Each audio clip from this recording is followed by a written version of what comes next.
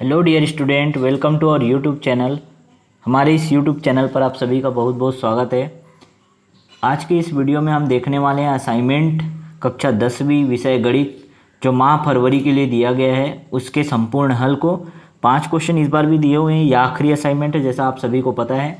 अभी तक अगर कोई ऐसा विद्यार्थी है जिन्होंने असाइनमेंट अच्छे से नहीं बनाया तो अब उसकी महत्ता समझ गए होंगे शायद। तो ये जो आखिरी मौका मिला है आपको, इसको बहुत अच्छे से आप बनाइए। अगर जो भी स्टूडेंट अभी तक अच्छे से असाइनमेंट नहीं बनाए या जमा नहीं किए थे उनके लिए अच्छा मौका है। तो आप इस वीडियो में सिर्फ असाइनमेंट कैसे बनाना है, कैसे लिखना है ये नहीं सीखोगे, आपको मैं यहाँ कुछ सवाल कराने वाला हूँ। यहाँ जो असाइनमेंट आया है ये सांख्यिकी स्टैटिस्टिक्स इस यूनिट से पूरा दिया हुआ है इस असाइनमेंट को फरवरी के लिए। तो आप यहाँ बोर्ड एग्जाम के लिए भी इम्पोर्टेंट क्वेश्चन सीख पाओगे। आपके सामने यहाँ पे 5 क्वेश्चन मैं दिखाऊंगा और कैसे बनाना है वो पूरी तरह से मैं आपको हल करना भी सिखाऊंगा। तो इस असाइनमेंट को हमारे इस यूट्यूब चैनल के माध्यम से देखने से आपको ये बेनिफिट होगा कि आप जो है इस क्वेश्चन को ना सिर्फ लिख पाएंगे बल्कि समझ भी पाएंगे। तो ध्यानपूर्वक देखिएगा। स्टार्ट करते हैं चलो।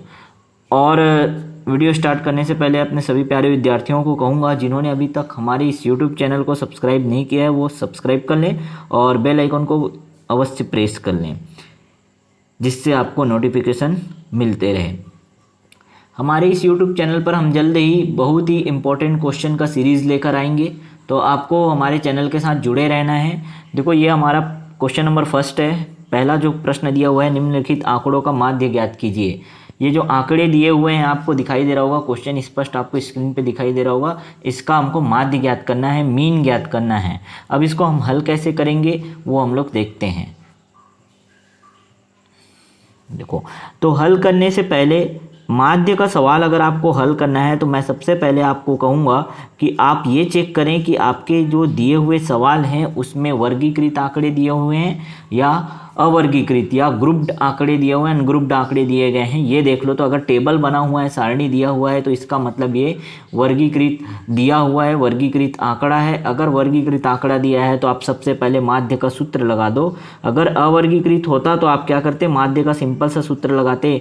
माध्य जिसको हम x बार से प्रदर्शित करते हैं ये होता है क्या, sigma summation F I x I upon sigma F आई, ये होता है। इसका बेसिक सूत्र सबसे पहले लिखो कहता हूं मैं।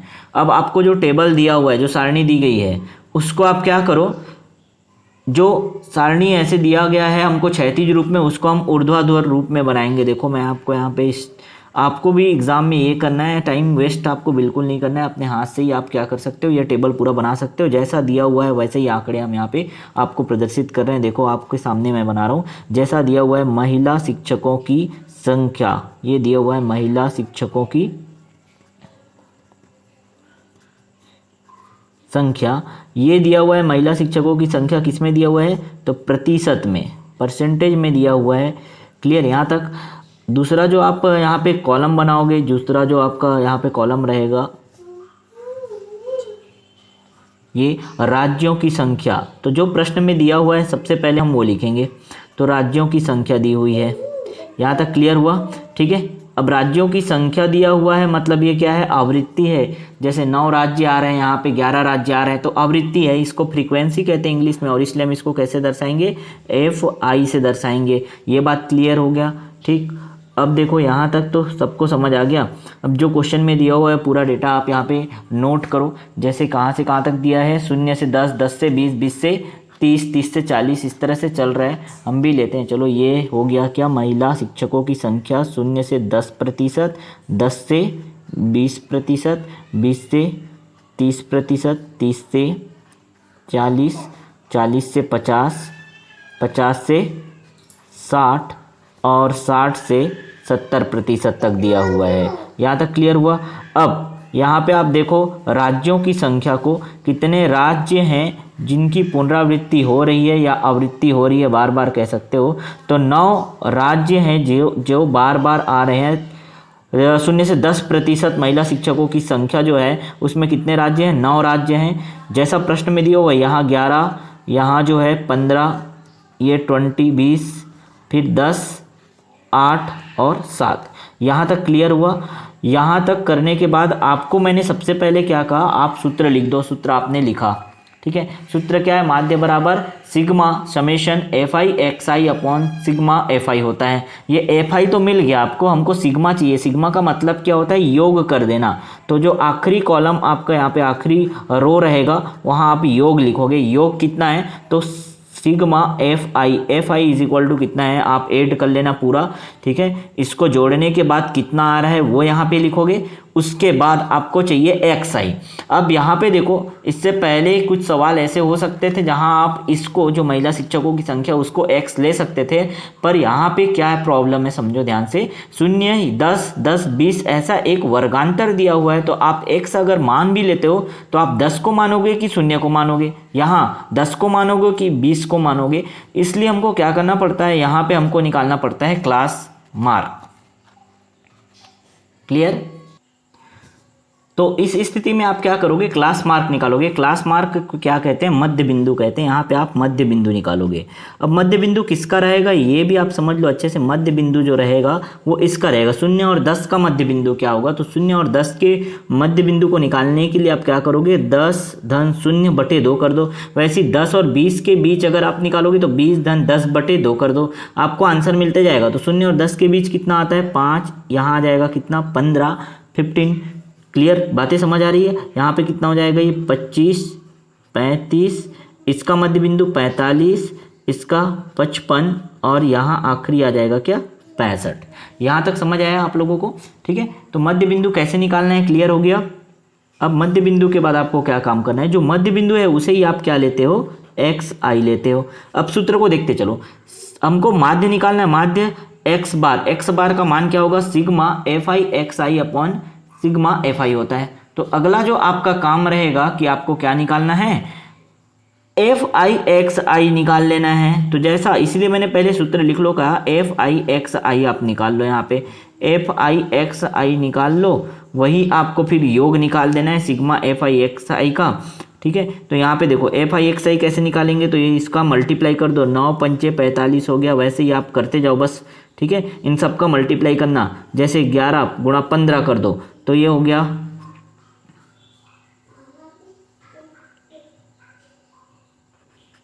165, ऐसे करते चलो, ठीक है। क्लियर हो गया। आप इनको मल्टीप्लाई करते जाना है, इसका इसके साथ गुणा, इसका इसके साथ गुणा, सब ऐसे करते जाओ। आपको आंसर जो आ रहा है उसको फिर नोट करते जाना। लास्ट में क्या करना है ये बता रहा हूँ उसके बाद। चलो यहाँ तक क्लियर हो गया। देखो यहाँ तक आपने क्या किया, इनका मल्टीप्लाई किया, F I x I F I x I F I x I multiply करके आपने गुणा किया और यहाँ पे आपने पूरा आंसर लिख दिया। उसके बाद आपको क्या करना है, सूत्र के हिसाब से देखो यहाँ पे आ जाओ। सूत्र के अकॉर्डिंग आपको सिग्मा मतलब योगफल होता है, योगफल सभी का योग कर दो, तो यहाँ पे आ जाएगा 2630। और ये जो सिग्मा एफ आई का था उसका भी मान आ गया कितना, 80। अब बस आपको क्या करना है, आपको माध्य निकालने का है, आप मान रख दो बस। अतः माध्य बराबर क्या होगा, तो माध्य एक्स बार बराबर मान रख दो, क्या हो जाएगा, देखो ये हो जाएगा 2630, ठीक है, अपॉन बटे में आ जाएगा कितना, 80। आपको यहाँ से आप क्या कर सकते हो, 0 से 0 डायरेक्ट कटा सकते हो, बस भाग करना है आपको 263/8 को। यहाँ से आप पूरा आंसर जो है निकाल सकते हो, ठीक है। आपको भाग करने तो आता है, एटलीस्ट भाग तो आप आराम से कर सकते हो, ठीक है। तो ये हो जाएगा, तो जब आप इसको डिवाइड करोगे तो आपका आंसर आ जाएगा, यहाँ पे देखो 32.875। तो ये आपका आंसर है। आपको माध्य निकालने कहा था। उम्मीद करता हूँ आप सभी को ये क्वेश्चन बहुत अच्छे से समझ आ गया होगा। तो आपको असाइनमेंट बनाना बस नहीं है, मैं बार बार समझा रहा हूँ, आपके बोर्ड एग्जाम के लिए बहुत ही इंपॉर्टेंट सवाल भी है यहाँ पे। आप हर एक चीज़ सीख पाओगे, माध्य भी, माध्यिका भी, बहुलक भी, मैं तीनों को हल करने का आसान तरीका बताऊँगा। तो अगर माध्य आया, आपको ऐसे टेबल दिए होंगे तो आपको तरीका समझ आ गया। सबसे पहले मैं कहता हूँ सूत्र लिखो, सूत्र लिखने के बाद जो जो ज़रूरत की चीज़ें हैं वो टेबल में बनाओ, ठीक है। इधर एक्स्ट्रा है, ये आपको नहीं करना है। क्लियर। यहाँ पे 4 हम लोग के पास कॉलम था, 4 कॉलम से बन गया, 4 स्तंभ से, ठीक है। उसके बाद जो जो हमारे सूत्र में था वो हमने निकाले। तो फिर आपको कुछ एक सिंगल स्टेप भी याद नहीं रखना है, बस सिंपल सा आपको यहाँ पे फिर वैल्यू पुट कर देना है, सभी के मान रखने हैं और आप आसानी से फिर उसको हल करोगे तो आपका आंसर आ जाएगा। तो सब पहला क्वेश्चन समझ आया। चलो आगे बढ़ते हैं। जो सेकेंड क्वेश्चन जो दिया हुआ है प्रश्न क्रमांक 2, किसी परीक्षा में विद्यार्थियों के प्राप्तांक निम्न सारणी में दी गई है। तो ये परीक्षा है जिसमें विद्यार्थियों के प्राप्तांक को इस सारणी में दिया गया है। ठीक है, अब यहाँ निकालना क्या है, देखो क्वेश्चन पूरा यहाँ पे दिखाई नहीं दे रहा होगा आपको लिखा हुआ। ठीक है, मैं बता देता हूँ यहाँ पे निकालना क्या है। तो इस प्रश्न में आपको क्या ज्ञात करना है, देखो इस प्रश्न में आपको माध्यिका ज्ञात करने कहा है। मैं यहाँ पे क्वेश्चन लिख देता हूँ, देखो प्राप्तांक की माध्यिका ज्ञात कीजिए कहा है, ये माध्यिका का सवाल है। तो देखो आपने माध्य सीखा अभी, अब माध्यिका सिखा देता हूँ मैं आपको बहुत आसान तरीके से माध्यिका ज्ञात कैसे किया जा सकता है। फिर से आपके पास एक टेबल में यहाँ पे आंकड़े दिए हुए हैं, उस आंकड़े की सहायता से आपको माध्यिका ज्ञात करनी है। क्लियर? चलो प्रश्नानुसार आपको करना क्या है, सबसे पहले मैं हर बार कहता हूँ कोई भी क्वेश्चन आप हल करने जाओ तो सबसे पहले जो पूछा है उसका फॉर्मूला लिख दो भाई।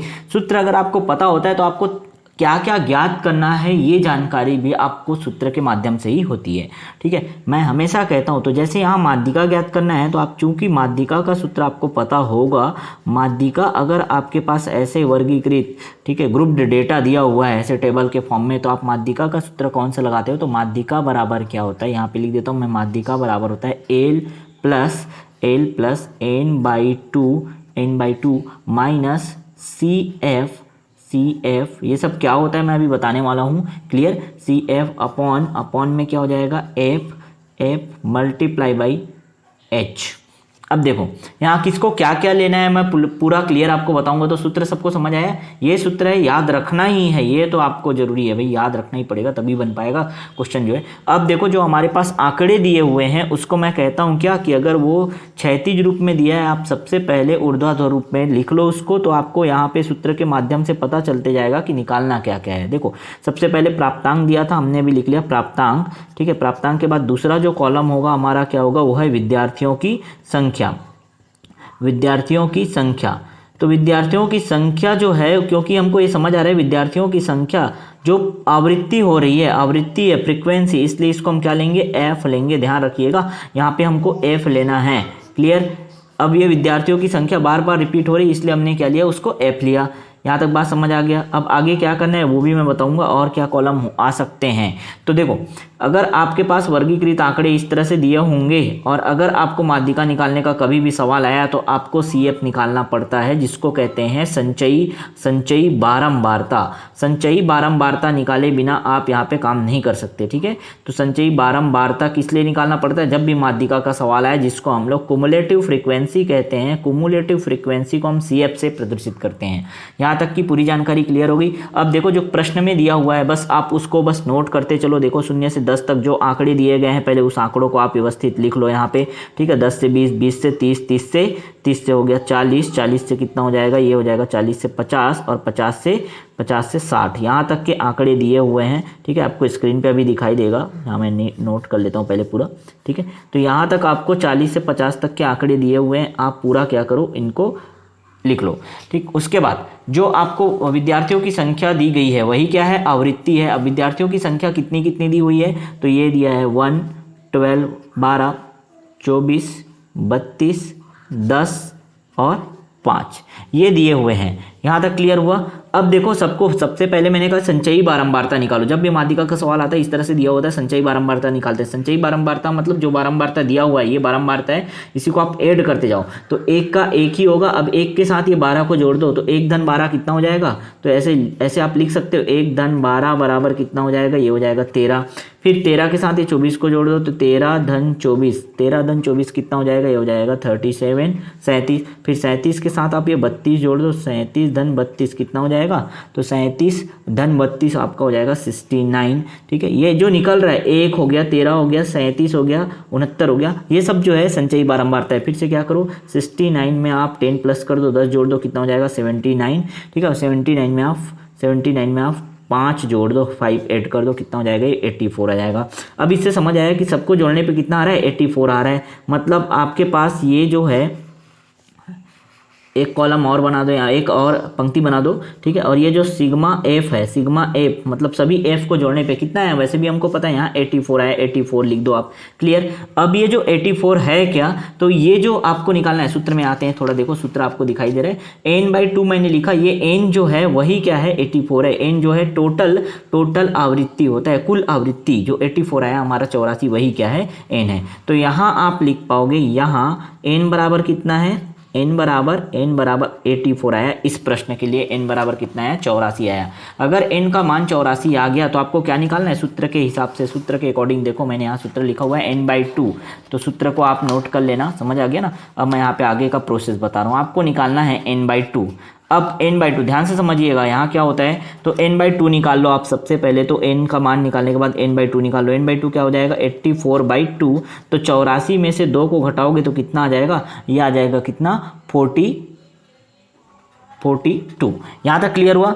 तो आपने निकाल लिया कितना 42। अब 42 जैसे ही आपने 42 निकाला, ये बहुत ही इंपॉर्टेंट चीज़ है, 42 को ही देख के हम डिसाइड करते हैं, n/2 को ही हम डिसाइड करते हैं कि कौन सा हमारा माध्यिका वर्ग आता है। समझ रहे हो बात को, क्या कह रहा हूँ मैं, कौन सा हमारा माध्यिका वर्ग आता है। ठीक, तो ये 42 से जस्ट समझना बात को, क्या कह रहा हूँ, 42 से जस्ट बाद में कौन है, ज़्यादा संख्या कौन है। यहाँ पे इस टेबल में देखो 42 42 से ज़्यादा, तो एक तो 42 से ज़्यादा नहीं है, 13 जो है 42 से ज़्यादा नहीं है, 37 भी नहीं है, क्या है 69 है, 69 42 से जस्ट ज़्यादा है। जस्ट कहने का मतलब समझ रहे हो ना, तुरंत ज़्यादा। और ये ज़्यादा तो ये भी है, लेकिन आपको देखना है 42 से थोड़ा सा ज़्यादा कौन है, तो 42 से ज़्यादा कौन है, ये 69 है। ये प्रोसेस को समझना अच्छे से, ये 69 आ रहा है, तो आप क्या कह सकते हो, ये जो है आपके पास ये 69 वाला, इसको आप क्या करोगे, ये एग्जाम हॉल में भी और आप जो असाइनमेंट बनाओगे भी उसमें भी आप एक बॉक्स बना लेना। इस तरह से आप जो है इस तरह से इसको एक बॉक्स बना करके क्या कर देना, अलग कर देना। इसको क्या कहते हैं, माध्यिका वर्ग। अब आपको समझ आया, अच्छा माध्यिका वर्ग हमको कैसे मिला, तो n/2 निकालते हैं। n/2 निकालने के बाद हम जस्ट ज़्यादा जो होता है 42 से थोड़ा सा ज़्यादा, जैसे यहाँ पे 69 है, 69 हमने ले लिया, ठीक है। इनको नहीं लेना, ऊपर लोगे गलत आंसर आ जाएगा, नीचे लोगे वो भी गलत आंसर आएगा। क्लियर। तो कैसे छांटना है समझ आया माध्यिका वर्ग, ये तरीका बहुत ही बेहतरीन है, इससे आपके कोई भी सवाल कभी गड़बड़ नहीं होंगे। क्लियर। अब इतना जैसे ही आपने कर लिया, अब ध्यान समझना, हमारे सूत्र में जो जो चीजें आ रही, माध्यिका वर्ग छांटना मेन काम था। माध्यिका वर्ग के बाद सूत्र को देखो आप, सूत्र में क्या दिखाई दे रहा है आपको, l। अब देखते जाना, आपको यहाँ पे क्या करना है, यहाँ पे मैं बता दूं आपको, यहाँ पे मैं लिख रहा हूं वो चीजें आपको नहीं लिखनी, बस मैं आपको बता रहा हूं। यहाँ जो माध्यिका वर्ग आपने छांटा उसका सबसे, यहाँ पे देखो वर्गांतर जो दिया हुआ है 30-40, तो 30-40 में जो छोटा मान होता है वो होता है l। यहाँ पे 30 क्या होगा, l होगा। अभी सब चीज़ लिखूंगा, लेकिन आपको यहाँ समझते जाना है पहले, ठीक है। उसके बाद c जो होता है, CF, यहाँ पे जो हम लोगों ने सूत्र लिखा CF कितना होगा, तो CF जो है, ये जो आपने माध्यिका वर्ग छांटा है उसके जस्ट ऊपर वाला होता है CF। हर बार यही तरीका है, ठीक है, वो होता है CF। और ये जो माध्यिका वर्ग है उसके सामने ये जो होता है वो होता है F।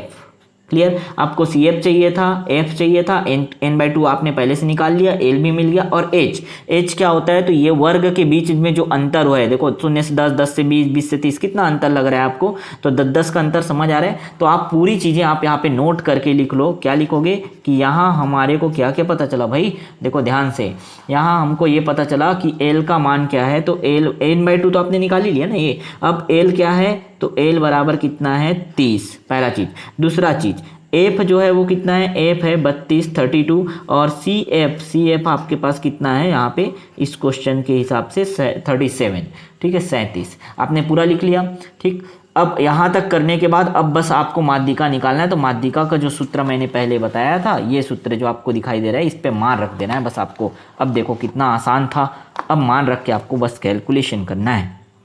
ठीक है, सभी प्यारे विद्यार्थियों ध्यान से बस देखते जाओ, आपको सीखना है। मैं असाइनमेंट बस बनाना है नहीं कह रहा हूँ, आपको सीखना है। बोर्ड एग्जाम में भी यही क्वेश्चन आने वाले हैं इसी तरह से। तो माध्यिका का सूत्र था L प्लस, तो L हमारे पास कितना था 30, तो 30 प्लस 30 प्लस क्या हो जाएगा n/2 का मान कितना निकाला आपने, डायरेक्ट डाल सकते हो, n/2 था, n/2 का मान कितना है 42, तो 42 लिख दिया 42 माइनस CF का मान कितना है 37 डाल दो, बटे अपॉन में कितना था आपके पास f था, f का मान कितना है आपके पास यहाँ देखो 32, 32 है 32 डाल दो, ठीक है, गुणा h का मान कितना है, अच्छा h आपने यहाँ नहीं लिखा तो h भी लिख लो भाई, h का मान कितना है यहाँ, h बराबर कितना है तो 10 का, क्योंकि वर्गांतर है, वर्ग में अंतर कितना है 10 का, इसलिए h का मान कितना है 10, तो ये डाल दो बस। अब इसको आसानी से हल कर लो आप।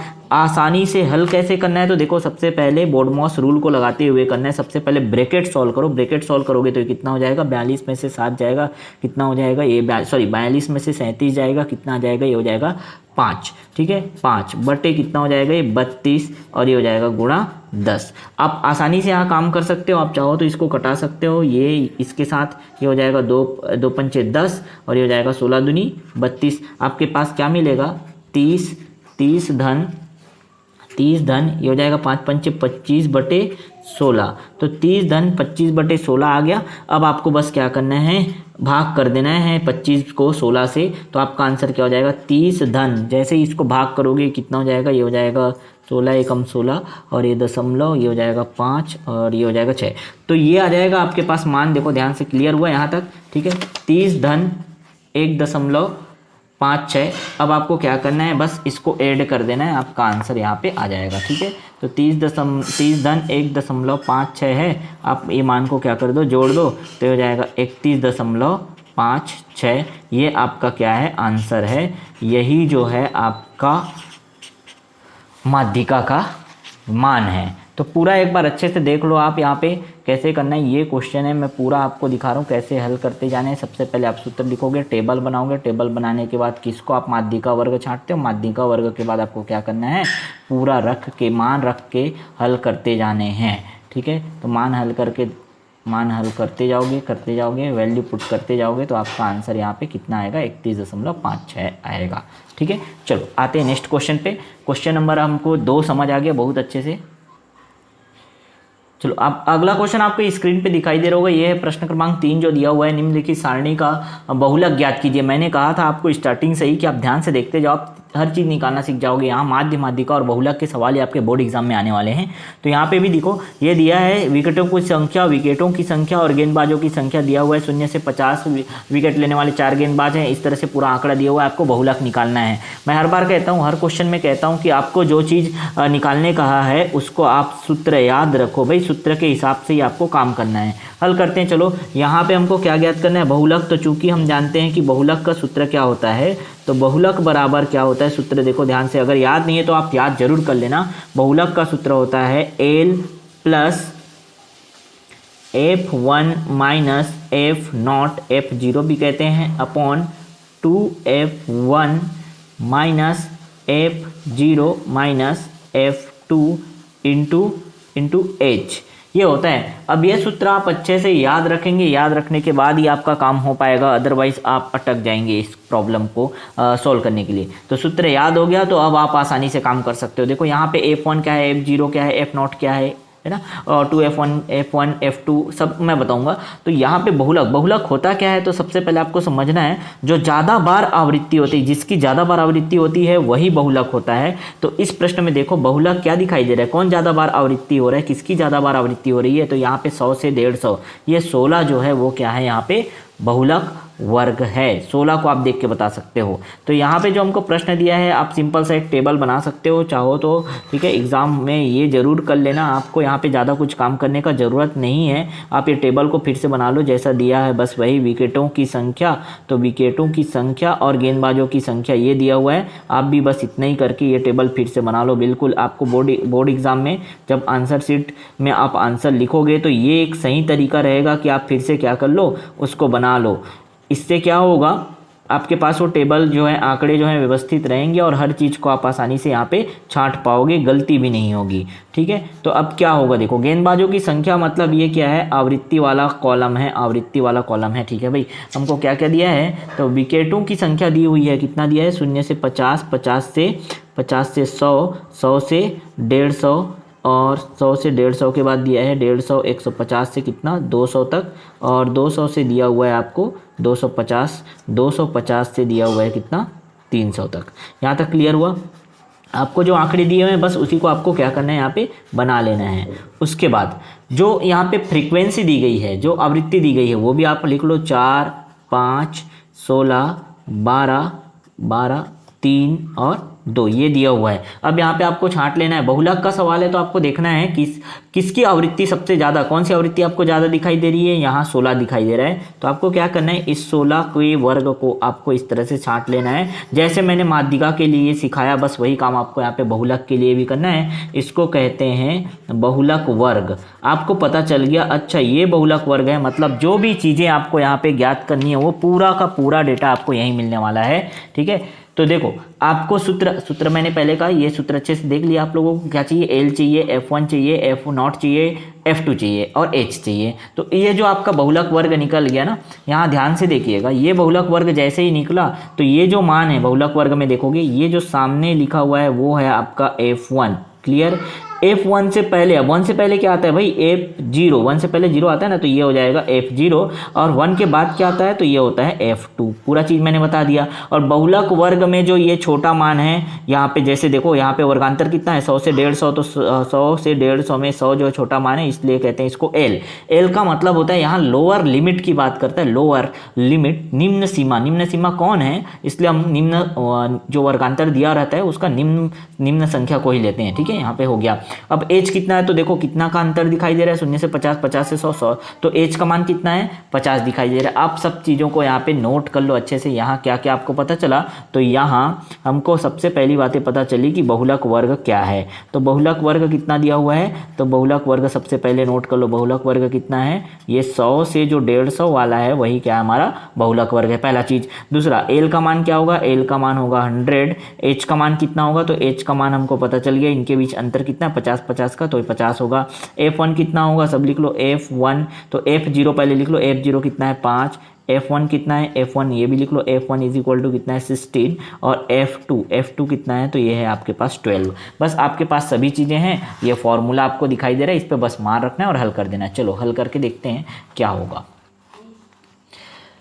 क्लियर। तो देखो फॉर्मूला आपका क्या कहता है, फॉर्मूला मैंने लिखा चुका है, नीचे ऊपर देख लिए थे, बस यहाँ पे सीधा वैल्यू पुट कर देना है। अतः बहुलक बराबर क्या होगा, अतः बहुलक बराबर क्या होता है, L प्लस, L कितना है 100 प्लस, ब्रैकेट लगाते हैं, लिखते हैं F1 का मान कितना है 16 ऋण क्या हो जाएगा F0 का मान कितना है 5, ठीक है, F0 जिसको कहते हैं, बटे 2F1, तो F1 का मान कितना है 16 है, तो 2 गुणा 16 कर दिए, माइनस F0 का मान कितना है, F0 का मान है 5, ठीक है, माइनस F2 का मान कितना है 12, ठीक, गुणा में क्या हो जाएगा H का मान कितना है, H का मान है 50। जब आप इसको हल करोगे, सावधानी से हल करते जाना, देखो मैं हल करके दिखा रहा हूँ यहाँ पे, ये हो जाएगा 100 प्लस, इसको जब हमने माइनस किया ये आ जाएगा 11 अपॉन ये हो जाएगा 32 माइनस 17, ये 12 और 5 ऋण में इसलिए हो जाएंगे 17, ठीक है, गुणा कितना हो जाएगा 50। और देखिए यहाँ पे इसको हल करते हैं, ये हो जाएगा क्या 100 प्लस ये हो जाएगा 11 अपॉन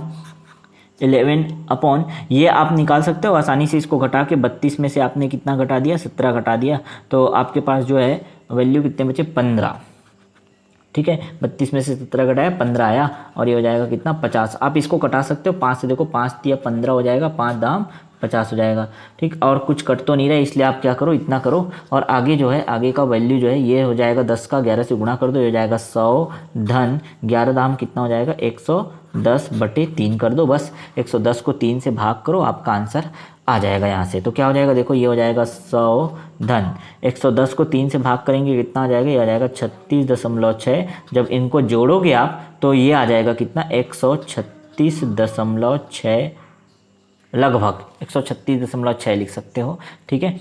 तो यहाँ तक क्लियर हुआ, बात ये समझ आई क्या, ये आपका क्या होगा आंसर होगा, और यही आपका बहुलक का मान है। तो ये 3 क्वेश्चन मैंने बताया आपको, सबसे पहला सवाल था माध्य का, दूसरा माध्यिका और तीसरा बहुलक। तो आपको क्लियर समझ आ रहा है, ये देखो ये क्वेश्चन आपको दिखाई दे रहा है। अब आप अच्छे से समझ गए तो नोट भी कर लेना, बना भी लेना। आप बिना देखे अब बना सकते हो, इतनी कैपेबिलिटी आपके अंदर हो गई है। तो अगर आप इतना टाइम दे रहे हो, ठीक है, तो बिल्कुल ध्यान से आपको मैं समझाने का कोशिश कर रहा हूँ। अदरवाइज़ ये क्या है, कोई अपलोड कर देते हैं पीडीएफ डाल के, ठीक है, तो वैसा नहीं है। इस बार का सिस्टम समझना, क्योंकि मुझे लगा ये बहुत ही ज़्यादा इंपॉर्टेंट है आपके लिए। जो असाइनमेंट आए इनको समझ लो, ठीक है। पहले से अपने से आपने सेल्फ स्टडी किया होगा और ये कुछ चीज़ें देखी होंगी, तो अब आपको क्लियर हो रहा होगा क्या करना है। इसी तरीके से आप क्वेश्चन बनाओ, कभी भी आप अटकने वाले नहीं हो। क्लियर? आते हैं चलो क्वेश्चन नंबर 4 पे। ये हमारा चौथा सवाल है। यहाँ क्या करना है, माध्यिका निकालना है। अगेन माध्यिका का सवाल फिर से दिया हुआ है। माध्यिका का सवाल हमने पहले भी कर रखा है, माध्यिका का सवाल कर रखा है, तो ये आपको फिर से क्लियर हो जाएगा। माध्यिका का सवाल है, आपने जो इसी तरीके से बना सकते हो जैसे मैंने आपको प्रश्न क्रमांक दूसरा बताया, ठीक है। स्टार्ट करते हैं चलो इसको। आपके स्क्रीन पे ये दिखाई दे रहा है, देखो आपको माध्यिका का मैंने सूत्र लिख दिया, क्योंकि ये प्रश्न क्रमांक दूसरा में भी हमने कर रखा था। माध्यिका का सूत्र आपको याद रखना है, L plus n/2 minus CF/F into bracket में लिख के H करना है आपको, ठीक है। इसके लिए मैंने बताया कि आपको जो क्वेश्चन दिया होता है इसको आप अच्छे से लिख लोगे, हर बार आपको लिखना ही है। ये टेबल बना लेना है इस तरह से जैसे मैं बनाता हूँ, ठीक है। आपको बोर्ड में अगर पूरे में पूरे अंक चाहिए तो आप ये तरीका अपना सकते हो, बिल्कुल बहुत आसान सा है, और आप इसी तरह से हल करोगे आपको पूरे मार्क्स मिलेंगे। क्लियर? यहाँ तक हो गया। अब मैंने एक और बात बताई थी क्या, जो आपको याद आ रहा होगा कि जब भी माध्यिका का सवाल आएगा और टेबल के रूप में आपके पास क्वेश्चन दिए हुए हैं, तो आपको क्या निकालना पड़ता है उसका, तो उसका संचयी आवृत्ति या संचयी बारंबारता निकालना पड़ता है। तो इसके लिए हमको आवृत्ति दिया हुआ है, जैसे ये 0 से 10 वाला कितना दिया है 4, ये 6, ये कितना दिया है 10, 10, ये हो जाएगा 7, ये 3 और ये हो जाएगा क्या 2। जब आप इसकी संचयी आवृत्ति निकालोगे तो ये हो जाएगा 4, ये कितना हो जाएगा 4 धन 6, मैंने सिखाया था इसको संचयी आवृत्ति निकालना, 10 हो जाएगा, ये हो जाएगा 10 धन 10, तो कितना हो जाएगा टोटल 20, 20 में से फिर क्या करना है आपको, ये 7 को जोड़ देना है, कितना हो जाएगा 27, फिर 27 में से इस 3 को जोड़ देना है आपको, कितना हो जाएगा, ये हो जाएगा 30, और 30 में से फिर क्या करना है आपको, इस 2 को जोड़ देना है, आखिरी में आ गया कितना 32, 32। तो 32 जो आपका आया यही क्या होगा, इसका कुल योग होगा, जो आपका संचयी आवृत्ति का मान है, सॉरी ये आवृत्ति का जो मान है वो क्या हो जाएगा, आपको मिलेगा कितना 32। आपको पता चल गया, यही जो 32 आता है उसे ही हम क्या लेते हैं, एन लेते हैं। तो यहाँ जो है आप फिर क्या करना स्टार्ट कर दो। यहाँ आपने क्या क्या लिया, तो यहाँ एन बराबर कितना है हमको पता चल गया 32। जैसे ही आपके पास 32 आया, मैंने बोला n/2 निकाल लो भाई, n/2 निकाल लोगे तो कितना हो जाएगा 32/2, मतलब क्या हो गया 16। अब मैंने आपको सिखाया था कि अगर आपको माध्यिका वर्ग छांटना है तो ये जो 16 आया n/2 का जो मान आता है उससे थोड़ा सा ज़्यादा, बस कौन सा ये देखना होता है। तो यहाँ पे देखो संचयी आवृत्ति वाले कॉलम में आ जाओ, यहाँ 16 से ज़्यादा कौन है, तो ये 20 वाला आपको दिखाई दे रहा होगा। अतः मैंने आपको सिखाया था कि इसको क्या कर दो, आप इस तरह से एक बॉक्स बना दो। पेपर में भी जब आप बोर्ड एग्जाम में बैठे होगे ऐसा कर सकते हो बिल्कुल। तो ये आपके पास क्या आ जाएगा, ये आपके पास आ जाएगा माध्यिका वर्ग। इसको क्या कहते हैं, माध्यिका वर्ग। अब ये माध्यिका वर्ग जैसे ही आपको मिला, अब यहाँ से आप बता सकते हो कि एल का मान कितना है। तो एल का मान ये 20 है, 20 सबसे छोटा मान जो होता है वो हम लोग लेंगे, यहाँ पे 20 हो गया। उसके बाद आपको क्या चाहिए, तो इस प्रश्न के हिसाब से देखते जाओ, एल हो गया, n/2 भी निकाल लिया। अब CF किसको लेते हैं, तो जो हमारा ये जो माध्यिका वर्ग आया तो होता है उसके ऊपर वाले CF को लेते हैं, CF, ठीक है, ऊपर वाले CF को, ये होता है CF। तो CF का मान कितना आ गया, CF का मान आ गया कितना आपका 10। F किसको लेते हैं, तो ये आपके सामने जो माध्यिका वर्ग का जो आवृत्ति रहता है उसको आप क्या लेते हो, 10 लेते हो, ये हो गया। यहाँ पे आवृत्ति को ही क्या लेते हो, F लेते हो। तो F का मान कितना हो जाएगा, ये हो जाएगा कितना, F भी आ गया आपके पास 10। तो देखो CF भी 10, F भी 10। यहाँ तक क्लियर हुआ, ठीक है। आगे देखते हैं चलो, यहाँ तक समझ आया सभी को। उसके बाद H चाहिए। H क्या होता है, वर्गांतर। वर्गांतर कितना दिखाई दे रहा है, तो वर्गांतर आपको 10-10 का अंतर दिखाई दे रहा है। H का मान कितना हो जाएगा, 10 हो जाएगा। आप अच्छे से लिख दिया आपने। उसके बाद सीधा मान डालो, अतः माध्यिका बराबर क्या हो जाएगा, तो माध्यिका, अतः माध्यिका बराबर, सूत्र तो आपके पास है, यहाँ पे नोट डाउन आपने कर रखा है, बस आपको क्या करना है, मान डालना है यहाँ पे। तो L का मान कितना है, ये हो जाएगा 20, प्लस n/2 का मान कितना है, n/2 आपके पास आया कितना 16, माइनस CF का मान कितना है, CF का मान है 10, बटे क्या हो जाएगा F का मान 10, और गुणा क्या हो जाएगा 10। तो सबसे पहले ये कट रहे हैं, आप कटाई दो भाई। यहाँ पे आपके पास कितना आ जाएगा 20 धन ये हो जाएगा 16 में से 10 घटाएंगे कितना आएगा 6, ये आपके पास आ जाएगा क्या 26। तो 26 जो है आपका यहाँ पे माध्यिका आया। क्लियर हुआ क्या। चलो ये आपको दिखाई दे रहा होगा गणना कैलकुलेशन जो हमने किया कितना आया, तो ये वैल्यू पुट किए यहाँ पे फॉर्मूले पे, और ये आपके पास आंसर आ जाएगा कितना 26। तो क्लियर हुआ। चलो आते हैं आज के इस लास्ट क्वेश्चन पे जो असाइनमेंट आपका दिया हुआ है बहुलक फिर से बहुलक संबंधी एक सवाल। तो इतना मैं आपको प्रैक्टिस करा दिया कि अब सांख्यिकी का कोई भी सवाल आएगा आपसे छूटना नहीं चाहिए, ठीक है। अब ये बहुलक का सवाल कैसे हल करना है ये भी हम लोग देखते हैं। जो भी सवाल दिया रहता है मैं सबसे पहले कहता हूँ उसका सूत्र लिख लो। तो बहुलक का सूत्र अब शायद आप लोगों को याद आ गया होगा और अच्छे से याद ही करना है भाई। आपको ये बहुलक निकालने बोला है तो बहुलक का सूत्र आप लिख लो। बहुलक का सूत्र क्या होता है तो मैंने आपको सिखाया था क्या होता है बहुलक का सूत्र। तो एल प्लस फिर क्या लिखते हैं ब्रैकेट में, देखो इस तरह से लिखना है आपको, एल प्लस ये हो जाएगा F1 माइनस F0 जिसको F0 भी कहते हैं upon 2F1 minus F0 minus F2 into क्या हो जाएगा H। ये लिखना है आपको अच्छे से, ठीक है। अब बहुलक क्या होता है तो जो ज़्यादा बार आवृत्ति होता है, जिसकी ज़्यादा बार आवृत्ति होती है उसे ही बहुलक कहते हैं। तो आपको मैंने बताया कि बहुलक का सूत्र लिखो, उसके बाद जो टेबल दिया है उसको आप लिख दो। बिल्कुल टेबल ड्रॉ कर लिया करो, कोई दिक्कत नहीं है भाई आपको 2 बार मेहनत करने में, ठीक है। आपको मार्क्स भी पूरे मिलते हैं इससे। तो आवृत्ति का कॉलम है, वर्गांतर का कॉलम है, दोनों लिख लो। ये 0 से 10, 10 से 20, 20 से 30, 30 से 40, 40 से 50 और 50 से 60 ये आपको दिया हुआ है वर्गांतर। यहाँ तक क्लियर हुआ। और वर्गांतर के बाद आपको आवृत्ति भी दी गई है। आवृत्ति कितना दिया है तो ये हो जाएगा 9, ये हो जाएगा 17, ये दिया है कितना 28, ये 23, ये दिया है 15 और ये दिया है क्या 8।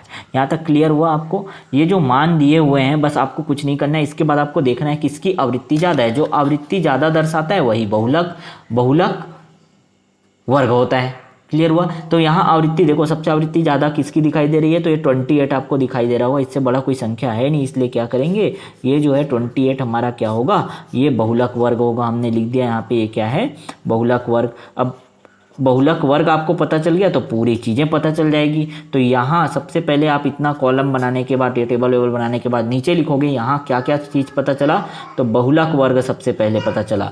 बहुलक वर्ग जो है कितना दिया हुआ है आपको, बहुलक वर्ग दिया है 20 से 30। यहाँ क्लियर हुआ। ये जो मान है ये 20 और से 30 में सबसे छोटा मान जो होता है वो एल को दर्शाता है। तो एल बराबर कितना है 20 है, ठीक। अब आपको पता चल गया इसके सामने वाला जो बहुलक वर्ग है उसके आवृत्ति वाले कॉलम में देखोगे तो ये जो है आवृत्ति जिसको हम एफ कहते हैं फ्रीक्वेंसी, ये F1 को दर्शाता है। 1 से ऊपर वाला क्या होता है तो 0 F0 होता है और 1 के बाद वाला क्या होता है तो F2 होता है, ठीक है। तो आपको ये सब चीज़ों को अच्छे से नोट कर लेना है। यहाँ पे F0 बराबर कितना है यहाँ पे 17 है, F1 बराबर कितना है 28 है और F2 बराबर कितना है तो ये 23 है। यहाँ तक बातें समझ आ गई। अब H रहा बात H का, तो H क्या होता है इनके बीच का वर्गांतर कितना है तो H बराबर कितना है 10 है। अब आप पूरा मान डाल दो, अतः बहुलक बराबर क्या होगा सूत्र में मान रख दो। अतः बहुलक बराबर L प्लस कर दो आप 20 प्लस F1 का मान कितना है F1 है 28 माइनस F0 का मान कितना है 17 अपॉन ये हो जाएगा 2 गुणा F1 का मान कितना है 28 माइनस F0 का मान 17 माइनस F2 का मान कितना हो जाएगा 23 गुणा ये हो जाएगा कितना 10। आप मान रख दो बस। इस तरह से करने के बाद आप क्या कर दो यहाँ पे वैल्यू पुट कर दो। चलो करते हैं। देखो ये हो जाएगा 20 धन ये कितना हो जाएगा तो ये हो जाएगा 11, यहाँ से आपका मान आ गया 11, ये हो जाएगा 28 दूनी कितना 56 माइनस इन दोनों को आप जोड़ोगे तो आपको क्या मिलेगा ये 40, ठीक है, इंटू 10 कर दो। बस इसको आप आसानी से हल कर सकते हो बिल्कुल। यहाँ से मैं अगर क्वेश्चन सॉल्व भी ना करूँ तो भी आप बना सकते हो। चलो पर हम लोग यहाँ पे बना देते हैं भाई। क्लियर हुआ। 56 में से 40 गया 16 आ गया। आप कटा सकते हो आप इसको बिल्कुल। 2 अट्ठे 16, 2 अट्ठे 16, 2 पंचे 10। अब इसका मल्टीप्लाई कर दो, ये हो जाएगा 20 प्लस 55, 11 पंचे 55 बटे कितना हो जाएगा 8 हो जाएगा। 20 धन 55 बटे 8 हो गया। अब बस इसको भाग दे दो तो 20 कितना हो जाएगा